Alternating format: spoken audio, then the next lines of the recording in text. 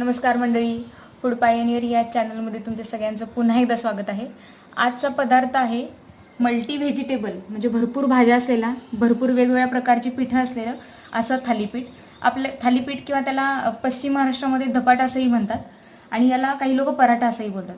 आता याची गंमत अशी आहे की ह्याच्यामध्ये भरपूर व्हेजिटेबल असल्यामुळे लहान मुलांसाठी, वयस्कर लोक, गरोदर स्त्रिया सगळ्यांसाठीच हे खूप हेल्दी आहे. आणि घरामध्ये काहीच नाही आहे बनवायला आणि आपल्याला काय बनवायचं तर सगळे पीठ मिक्स करून आपण हे बनवू शकतो.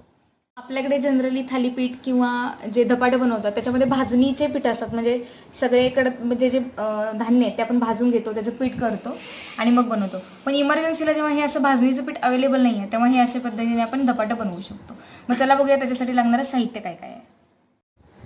चला मग थालीपीठ, धपाटं किंवा मल्टीग्रेन असं मल्टी व्हेजीज असलेलं असं आपला पराठा बनवण्यासाठी लागणारं साहित्य बघून घेऊया काय काय लागणार आहे ते. सगळ्यात पहिल्यांदा पीठ कोणतं कोणतं लागणार आहे ते बघायचं. हे आहे गव्हाचं पीठ, हे आहे ज्वारीचं पीठ आणि हे आहे तांदळाचं पीठ. जनरली हे तिन्ही पीठ आपल्याकडे अवेलेबल असतात. आणि हे आपले हरभऱ्याच्या डाळीचं पीठ. आणि हे आहे मी नाचणीचं पीठ. मी नाचणीचं आंबील कसं बनवायचं यासाठी जे बनवलं होतं तेव्हाचं हे पीठ आहे. त्याची जी लिंक आहे मी ती इथं आईमध्ये देते. आणि हे आपल्याला पीठ सगळे समप्रमाणात घ्यायचे. हे पीठ जे आहे नाचणीचं आणि डाळीचं ते तुम्ही कमी जास्त घेऊ शकता. आता त्याच्यानंतर लागणाऱ्या भाज्या कोणत्या कोणत्या ते बघून घेऊया. हा बटाटा आहे, हा असा लांब चिरून घ्यायचा, म्हणजे ते पीठ धरून ठेवण्यास मदत करतं आणि आपल्याला पलटताना तो तुटत नाही. आणि हा आपण किसून घेतलेला आहे आणि तो मी पाण्यात ठेवला आहे, कारण असाच ठेवला तर तो काळा पडतो. त्याच्यानंतर हे आपल्याला सगळ्यांनाच माहीत आहे काय ते, आपण जेव्हा कलिंगड खातो आणि त्याचा जो हा पांढरा पार्ट आहे ह्याची साल काढून घेतली आणि ती मी किसून घेतली आहे. आता त्याला जेव्हा किसून घेतं तेव्हा त्याला पाणी सुटलेलं आहे, ते पाणी तसंच ठेवायचं आणि आपल्याला त्याच्यामध्येच त्याच अर्कमध्ये आपल्याला हे सगळं मळून घ्यायचं आहे. सेम हे आहे काकडी, काकडीला पण पाणी सुटले ते टाकून द्यायचं नाही. त्याच्यानंतर हा आहे बीट. बीट जर का तुम्ही जास्त घेतलं तर पराठा लाल भडक होऊ शकतो, त्यामुळे बीट थोडं कमी घेतलं आहे. त्याच्यानंतर हे आहे गाजर आणि हा आहे कांदा. याच्यामध्ये तुम्ही पालक पण लांबडा चिरून किंवा कोबी किसून तुम्हाला ज्या आवडत्या भाज्या ते तुम्ही घालू शकता. आता त्यासाठी लागणारा मसाला बघूया. त्याच्यामध्ये सगळ्यात मेन आहे ओवा, कारण कोणतंही पराठा आपण बनवतो ओवा हा मस्ट आहे. त्याच्यानंतर हे आहे आलं, लसूण, मिरची आणि कोथिंबीरची पेस्ट. हे आहे भाजलेले जिऱ्याची पूड आणि हे आहे भाजलेल्या धन्याची पूड. हे ऑप्शनल आहे, टोटली ऑप्शनल आहे. आणि हे आहे हळद. हळदसुद्धा आपल्याला खूप महत्त्वाचं आहे. आणि सगळ्यात शेवटचा पदार्थ म्हणजे मीठ. आता बघूया कसं बनायचं ते. आता सगळे पीठ मिक्स करून घ्या. पहिल्यांदा नाचणीचं पीठ घेतलं, आता गव्हाचं पीठ, आता किती आहे ज्वारीचं पीठ, हरभऱ्याच्या डाळीचं पीठ, तांदळाचं पीठ. आता ओवा. ओवा हा नेहमी हातावरती असा थोडंसं चोळून टाकायचा, ओव्यामुळे पचनशक्ती वाढते.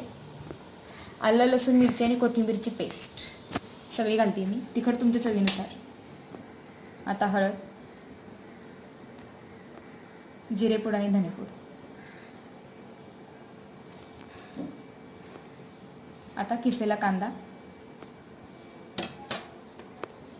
आता काकडी,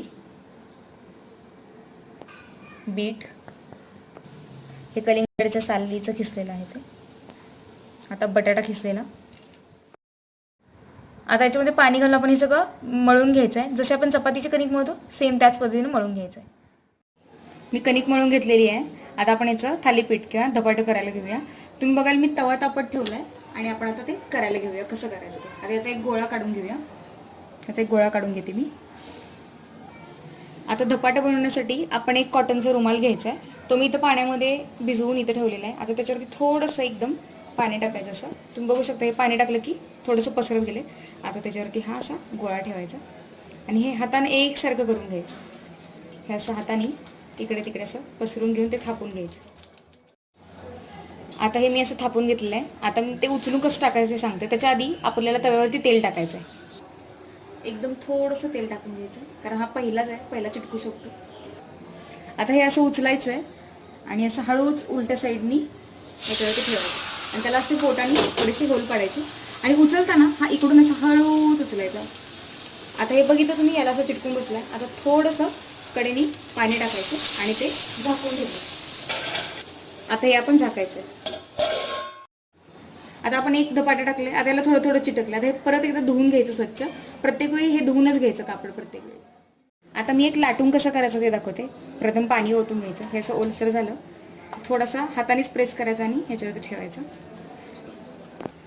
लाटण्याला पण ओलं करून घ्यायचं आणि मध्ये ठेवायचं, थोडं पुढे थोडं इकडे. नंतर हे असं उचलून इकडे थोडं इकडे मधूनच इकडे ढकलायचं. आता आपलं हे एक साईडनं भाजलं गेलं आहे.